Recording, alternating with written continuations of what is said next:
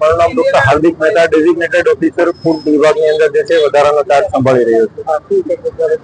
હાલ જે છે શિયાળાની ઋતુને અનુલક્ષીને જે છે ગત સપ્તાહે જે છે રાજકોટ મહાનગરપાલિકાની આરોગ્ય શાખાની ફૂડ વિભાગની ટીમ દ્વારા જે છે રાજકોટ શહેરના અલગ અલગ જગ્યાએ જે છે ટીમ બનાવીને ચેકિંગ હાથ ધરવામાં આવેલું હતું. હાલ જે છે શિયાળાની ઋતુની અંદર ચીકી છે, કચેરી છે, અડદિયા છે, તે બધી વસ્તુનો બહોળા પ્રમાણમાં ઉપયોગ થતો હોય છે. તો ખાસ તેને અનુલક્ષીને ગત સપ્તાહે પણ અમારી ટીમ દ્વારા જે છે 15 થી 20 નમૂનાઓ લઈને જે છે બરોડા લેબ ખાતે મોકલી આપવામાં આવેલી છે.